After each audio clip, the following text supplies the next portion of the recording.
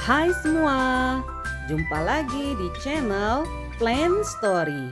Tempatnya cerita tanaman, karena semua tanaman punya cerita.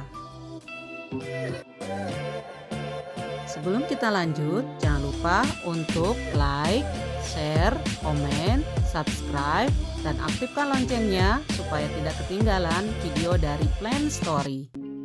Di video kali ini, Plant Story akan bercerita tentang merawat anggrek spesies endemik Jawa yang unik, yaitu Paphiopedilum javanicum, atau yang dikenal dengan beberapa nama seperti anggrek selop atau lady slipper, anggrek kasut, dan anggrek kantong semar. Plant Story tertarik untuk merawat anggrek ini karena selain bentuk bunganya yang unik, juga karena anggrek ini mulai langka dan terancam punah di habitat aslinya, yaitu di hutan-hutan Pulau Jawa, terutama di Jawa Tengah dan Jawa Timur. Mungkin banyak dari teman-teman yang belum mengenal atau belum pernah melihat anggrek selop ini.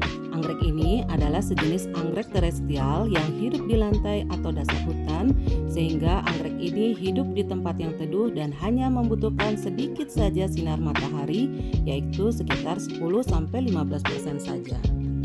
Walaupun hidup di atas tanah, tetapi akarnya tidak terlalu masuk ke dalam tanah, sehingga kita bisa memakai media tanamnya berupa pakis cacah, daun-daun kering, dan serpihan-serpihan kayu. Selintas tanamannya mirip dengan anggrek bulan, di mana tidak ada batang atau pseudobulb, dan daunnya lebar seperti daun anggrek bulan dan berwarna hijau muda. Tapi khasnya ada bercak-bercak hijau tua yang tersebar di atas permukaan daun. Ada juga jenis papio yang daunnya tidak ada bercaknya. Jenis ini katanya bisa menerima sinar matahari lebih banyak daripada yang daunnya ada bercaknya. Tangkai bunga atau spike akan muncul di bagian tengah daun teratas, di mana panjangnya bisa mencapai 25 cm dengan hanya satu kenop bunga di ujungnya.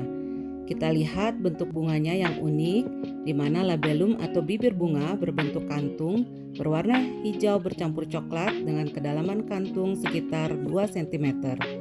Labellum ini kalau dilihat-lihat mirip ujung selop wanita ya, makanya itu yang membuatnya disebut anggrek selop. Mahkota kiri dan kanan berbentuk panjang berwarna hijau dengan ujungnya berwarna keunguan dan terdapat bulu-bulu halus di sekelilingnya. Mahkota bunga bagian atas agak membulat berwarna hijau muda, garis-garis bercampur putih. Bila bunganya sudah layu atau rontok, maka tidak akan tumbuh spike bunga lagi dari tanaman yang sama. Makanya si papio ini akan menumbuhkan tunas anakan dari sisi ketiak daunnya. Jadi dia termasuk jenis anggrek simpodial. Nah, sekarang kita bedakan mana yang spike bunga dan mana yang bakal daun. Spike bunga terlihat lebih tebal daripada bakal daun dan ada bulu-bulu halus di pinggir-pinggirnya dan warnanya lebih hijau. Sedangkan bakal daun terlihat lebih pipih, tidak ada bulu-bulu halus dan warnanya lebih muda seperti daun bunga yang dewasa. Oh ya, di daerah tempat tinggal Plant Story masih jarang yang menjual anggrek jenis ini, sehingga Plant Story harus membelinya online dari Wonosobo. Nah, berikut adalah tips untuk membeli anggrek online. 1. Harus mengetahui jenis anggrek dan karakteristik anggrek yang kita beli, termasuk suhu udara, sinar matahari, dan kelembapan yang dibutuhkan oleh anggrek. Plant Story tinggal di daerah dengan ketinggian 584 meter dari permukaan laut dan suhu maksimalnya 29 derajat Celcius. Kedua, membeli anggrek dari penjual online yang dapat dipercaya. Karena membeli online berbeda dengan membeli secara langsung, di mana kita bisa langsung memilih anggrek yang akan kita beli. 3. Sediakan pot dan media tanam yang sesuai untuk anggrek yang kita beli, karena seringkali penjual mengirimkan anggrek tanpa pot dan media tanam. Keempat, sediakan cairan B1, antifungi, dan lain-lain bila diperlukan. Anggrek selop hijau ini membutuhkan kelembapan yang cukup tinggi, sehingga biasanya Plant Story siram setiap hari.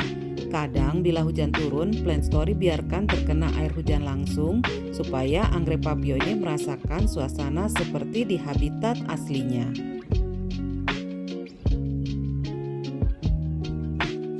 Setelah 2,5 bulan merawat anggrek selop ini dari akhir September lalu, Dan bunga anggrek ini pun akhirnya mekar sempurna di awal tahun 2021. Terima kasih sudah menonton video Plant Story kali ini. Semoga bermanfaat. Jangan lupa like, share, komen, subscribe, dan aktifkan loncengnya. Sampai jumpa.